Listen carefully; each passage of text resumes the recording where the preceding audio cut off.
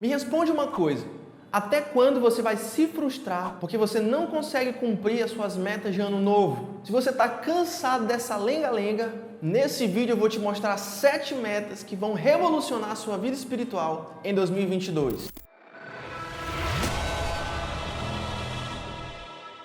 Olá, meus queridos, sejam muito bem-vindos a mais um Bereia Drops Teológico, onde eu e você vamos analisar juntos algum fato, evento ou assunto à luz da Bíblia, porque sim, a Bíblia tem muito a dizer a respeito de tudo que acontece ao nosso redor. Eu sou o Rick Galúcio e vamos ao vídeo de hoje. Mas afinal de contas, o que é um voto? O que é uma resolução? E a resposta é simples. Voto e resolução é uma declaração de um objetivo que tem por finalidade se tornar um hábito. Todos nós sabemos que entra ano e sai ano, as pessoas estão sempre estabelecendo novos votos, novas resoluções e novas metas. E depois que cumpre as metas, dobra as metas. Quando a gente atingir a meta, nós dobramos a meta. Brincadeiras à parte, o que essas pessoas estão fazendo é uma declaração de que neste novo ano elas querem, por exemplo, começar uma nova dieta e essa nova dieta se tornar um hábito na vida delas. Ou então elas estão querendo aprender um novo idioma e o aprendizado nesse novo idioma se tornar um hábito na vida delas.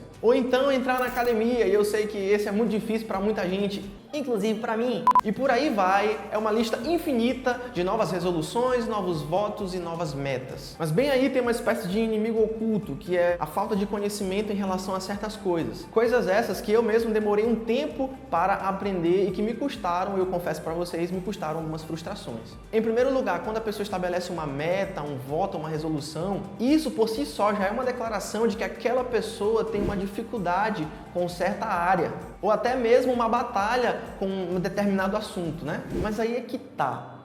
As pessoas sempre estão querendo fazer mais e mais coisas, mas sem necessariamente terem a capacitação para cumprirem aquela determinada coisa. Elas acabam não tendo a capacitação para cumprir os seus objetivos. E qual é o resultado prático disso? Falta de ânimo e muitas vezes desistência. Acontece que na vida cristã a falta de ânimo sempre é um inimigo na nossa busca por santificação. Então a gente tem que ficar de olho aberto, tá? E acredite, minha camaradagem que me ouve nesse momento, quando se trata do reino de Deus, o buraco ainda é mais embaixo. Isso porque sem o auxílio do Espírito Santo de Deus, que a Bíblia diz que nos guia a toda a verdade, a gente pode rachar o bico de fazer voto, mas a gente não vai conseguir cumpri-los. Nós já sabemos o que o Senhor Jesus diz, que sem Ele nós não podemos fazer absolutamente nada e que a vida cristã, a caminhada com Deus se desenvolve somente na total dependência dEle. Mas aqui eu já quero fazer um contraponto e te fazer um desafio. É isso aí, você precisa desse desafio e eu tenho certeza que você vai concordar comigo. E se em vez de nós querermos fazer e entrar naquele loop infinito de ativismo e atividades que nunca tem fim, e se em vez disso nós focarmos nesse novo ano em ser? Pensa da seguinte maneira, uma laranjeira não tem que se esforçar para dar laranja, um cajueiro não precisa se esforçar para dar caju e nem tampouco uma mangueira precisa se esforçar para dar manga. É uma coisa que acontece naturalmente. Da mesma forma, todos aqueles que querem cumprir os seus votos, as suas metas e suas resoluções diante de Deus,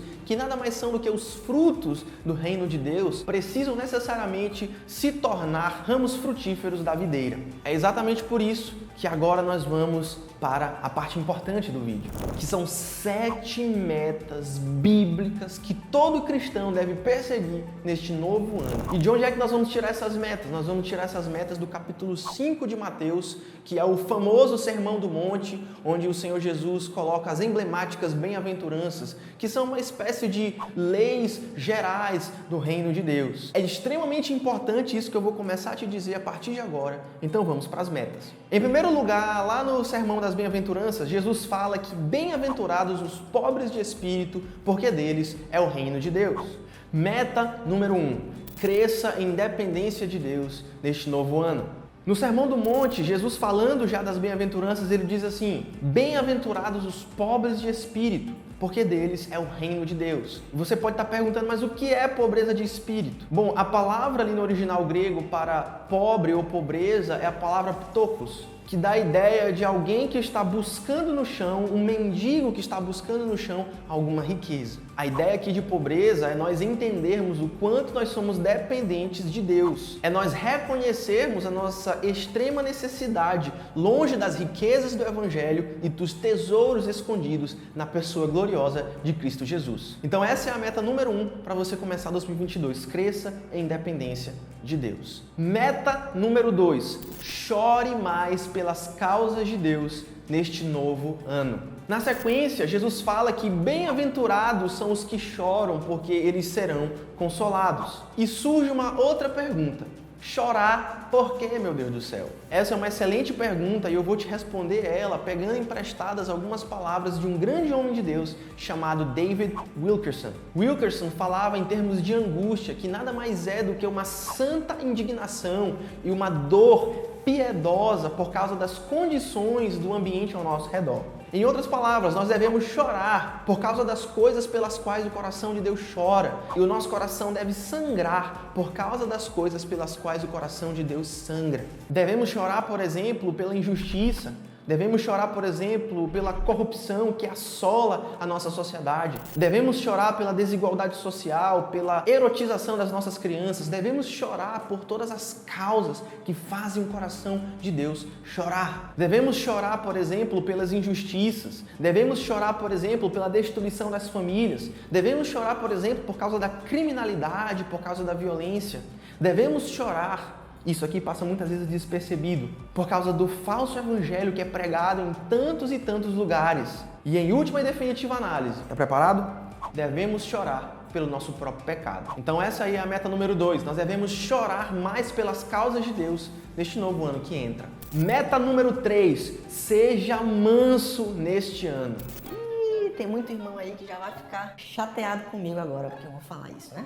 Mas tem que falar, a gente não pode fugir do que a Bíblia diz, então vamos lá, né? Vamos lá. Jesus continua e diz assim: bem-aventurados os mansos, porque eles herdarão a terra. E se eu te perguntasse neste exato momento, você que está me ouvindo aí agora, se eu te perguntasse, será que você é manso? Será que você tem um coração sereno que provém de um espírito humilde? Ou será que você é aquela pessoa dona da verdade, cheia de direitos, com a cacetada de reivindicações? Isso mesmo, aquele alecrim dourado que pensa que Deus existe tão somente para responder os teus pedidos na hora que você quer, sempre que você quiser? Será que você é esse tipo de pessoa? Ou indo um pouco mais fundo, será que você quer ser esse tipo de pessoa neste novo ano? Qual seria a sua resposta? E se você conhece alguém assim, deixa aqui nos comentários e diga aí pra gente qual foi a sua experiência, se você já topou com alguém assim. É sempre bom a gente saber o que vocês têm a dizer a respeito desses assuntos. Então essa é a meta número 3. Seja manso neste novo ano. Meta número 4. Essa aqui é forte, viu? Faça do seu desejo por justiça o seu alimento principal neste novo ano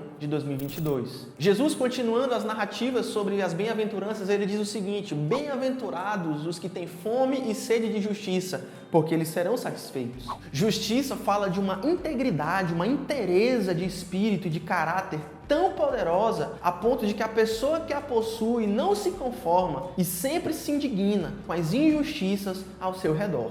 E em última análise, justiça fala do nosso coração arder pelas mesmas coisas que fazem o coração de Deus arder. E a principal delas é fazer com que o seu reino seja estabelecido aqui na terra, como está estabelecido no céu. Por isso, essa é a meta 4. Faça do seu desejo de justiça o seu alimento principal neste novo ano que entra. Meta número 5. Seja mais empático e misericordioso neste novo ano que entra. Seguindo a narrativa das bem-aventuranças, Jesus fala: bem-aventurados os misericordiosos, pois eles encontrarão misericórdia.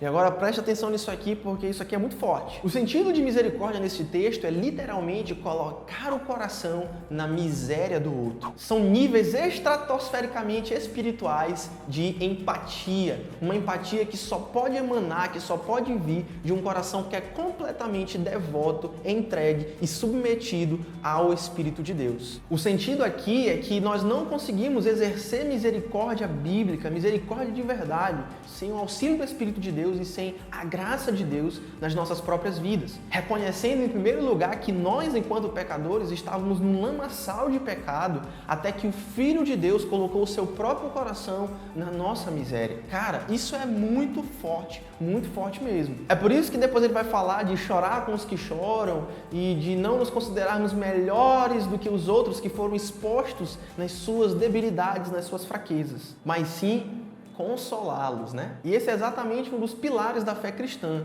o exercício da misericórdia, o exercício da graça. Pois misericórdia, ou ser misericordioso, é basicamente nós copiarmos o coração de Deus. E como diria Paulinho de Tarso, graças a Deus, por causa de Jesus Cristo, que colocou o seu coração na nossa miséria. E aqui, ainda falando de misericórdia, antes da gente partir para a próxima meta, deixa eu te trazer a atenção para algo que talvez tenha passado despercebido. Nesse mundo que a gente está vivendo hoje, de cabeça para baixo, que está sendo afetado por todo tipo de desgraceira que você pode imaginar. Um mundo cheio de dor e sofrimento. Eu e você, meu querido, minha querida, meu amigo, minha amiga que me ouve nesse momento, nós temos a oportunidade singular de dizermos para o mundo que nós não somente nos importamos com a dor deles, como também nós temos a única solução definitiva para o problema deles. Jesus Cristo, a esperança da glória. Então essa é a meta número 5. Seja mais empático e misericordioso neste novo ano que entra. Avançando com tudo, agora chegamos à nossa meta número 6, que é: seja mais puro neste novo ano, tanto em relação a Deus como em relação ao seu próximo. Jesus continua, ele diz assim: bem-aventurados os puros de coração, porque eles verão a Deus. E aqui, sem complicar demais, a gente pode falar de pureza em duas direções diferentes. Pureza em direção a Deus e pureza em direção ao nosso próximo. Quando nós estamos falando de pureza em relação a Deus, a gente não está falando aqui de moralismo ou do famigerado jogo do pode ou não pode, pastor, ou das caixinhas de pergunta do Instagram. Não sei nem o que é isso, não. Não é disso aí que a Bíblia está falando quando ela fala de pureza em relação a Deus. Até porque Deus não se agrada de uma atitude moralista, porque ela tira o protagonismo e a necessidade do Evangelho. Afinal de contas, a gente pode alcançar o favor de Deus deixando de fazer tal coisa ou fazendo tal coisa simplesmente. Qual a necessidade de nós termos um Salvador? Qual a necessidade de justificação? Qual é a necessidade? Qual é o ponto de Jesus ter vertido e jogado todo o seu sangue no chão? Deus não se agrada de uma atitude externa de enfeite e tampouco é isso que o mundo está precisando. Mas então você pode estar perguntando: o que é pureza em relação a Deus, afinal de contas? E a resposta é que pureza em relação a Deus é uma atitude genuína do nosso coração, de que por amor a Deus e ao seu Cristo, nosso Redentor, nós decidimos, nós fazemos uma resolução de imitarmos a sua santidade em todo o nosso viver, em todo o nosso proceder. Mas como eu disse no início, também existe pureza em relação ao nosso próximo. E esse tipo de pureza fala de nós enxergarmos o nosso próximo com honra, santidade e consideração. É nós não sermos sempre aquele cara ranzinza, aqueles poços de negatividade em que a gente sempre está achando que o outro quer sabotar a gente, como se o objetivo dele fosse esse na vida, né? É a gente não andar desconfiado ou sempre pensando o pior a respeito das pessoas. Pureza em relação ao nosso próximo é sempre nós pensarmos o melhor do nosso próximo, até que ele nos prove o contrário. Então essa é a meta número 6, que nós desenvolvamos pureza tanto em relação a Deus como em relação ao nosso próximo. E aqui nós chegamos então na nossa última dica para você revolucionar a sua vida espiritual em 2022. Não sei se você está preparado. Está preparado? Tá preparado? Neste novo ano, seja perseguido por causa de Cristo. E eu sei, né? Essa é uma das metas inusitadas que muitas vezes a gente não quer ler na Bíblia, blá, blá, blá. Mas fazer o quê, né? Se tá no livro, a gente ensina. Continuando, Jesus diz que bem-aventurados são os perseguidos por causa da justiça, porque deles é o reino dos céus. Como eu já disse, essa é uma meta super inusitada, né? Talvez você não estava esperando por isso. Mas e se eu te dissesse que é exatamente essa a lógica do reino? A bem da verdade, a Escritura nos deixa claro que todos aqueles que querem viver piedosamente em Cristo Jesus serão o quê? Amados? Claro que não, pessoal, serão perseguidos, né? Por isso, assim como aquele que quiser ser o maior no reino de Deus, que sirva, aquele que quer a maior glória e recompensa no reino, que sofra pelo nome e pela causa de Jesus. E aí eu te trago uma reflexão: a nossa pátria não é aqui. Nem as nossas principais causas também não são aqui. Nós estamos aqui de passagem. A nossa herança na glória é infinitamente maior para que a gente fique tão preocupado com o que as pessoas estão pensando, com o louvor dos homens, com o temor dos homens ou com os projetos deles. Por isso, para encerrar, essa é a meta número 7. seja perseguido nesse novo ano por causa de Cristo. É isso aí, minha camaradagem. Essas são as 7 dicas que vão revolucionar, com toda certeza, a sua vida espiritual em 2022. Eu espero que Deus lhe dê graça para que você siga e cumpra essas metas à risca. Essa é a minha oração e que Deus te abençoe. E se esse vídeo te abençoou de alguma forma, se essas informações agregaram valor de verdade na tua vida, eu peço que agora, neste exato momento, em nome de Jesus, você vai aí embaixo, curta esse vídeo, se inscreva no canal e compartilhe essas informações com o máximo de pessoas que você puder. Isso ajuda a nossa mensagem a ir mais e mais longe e transformar a vida de mais e mais pessoas. É isso aí e até o próximo Bereia Drops Teológico.